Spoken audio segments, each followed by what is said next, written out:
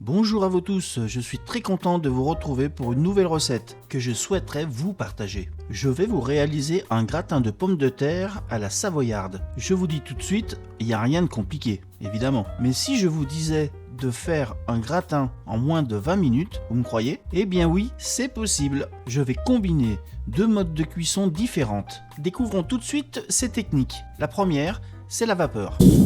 Et oui, j'ai choisi le Cookéo, un des meilleurs multicuiseurs. Je vais l'utiliser pour pré-cuire mes pommes de terre. Le deuxième appareil pour gratiner, c'est un air fryer d'Alpina de 1450 watts. Il est très polyvalent, facile à utiliser, une température variable de 80 jusqu'à 200 degrés, une fonction décongélation, vous avez 6 modes de pré-réglage, une cuve amovible de 4,5 litres, le tiroir et la grille peut se passer aussi dans le lave-vaisselle. Mais que demander de plus à ce air fryer? Eh bien je dirais son prix tout petit à moins de 50 €. Oui, 50 €, c'est même dommage de s'en priver. Voilà, je termine cette petite présentation du air fryer Alpina. Allez, c'est parti pour la recette et je vous expliquerai tout.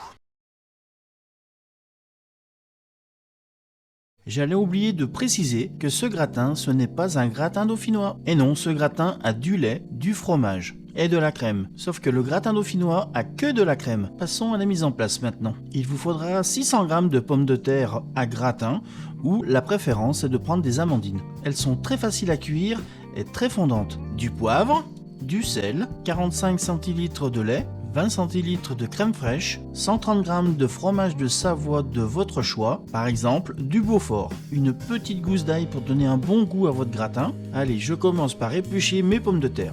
C'est magique, j'aime bien les tours de passe-passe. Oh, chef Calinouille, vous nous faites une petite visite? Bon, je crois qu'il est parti. Revenons à notre recette. Pour gagner du temps, je vais les couper à la mandoline.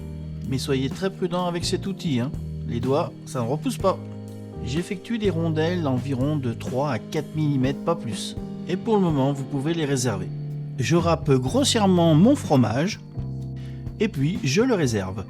Pour la gousse d'ail, je vais juste me satisfaire de la couper en 4. Elle va apporter encore plus de saveur dans mon lait. Elle va s'infuser tranquillement dans le lait. Vous pouvez la réserver.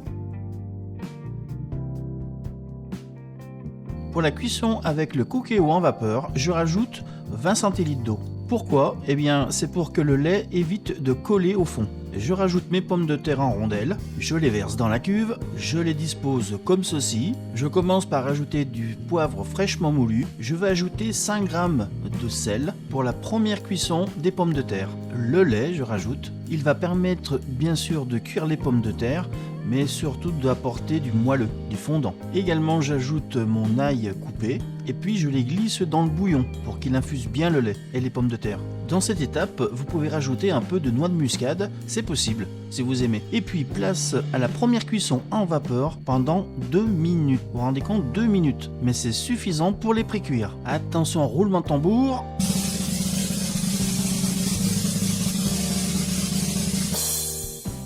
Elles ont l'air d'être pas mal, mais il faut quand même vérifier si elles sont cuites. Effectivement, elles sont cuites. Avec le couteau, vous allez sentir une petite résistance de la pomme de terre. Donc c'est bon.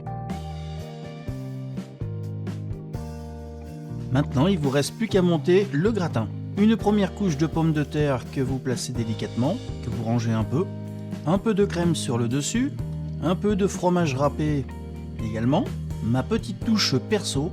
En fait, je rajoute le lait de cuisson des pommes de terre, qui a un bon goût d'ail.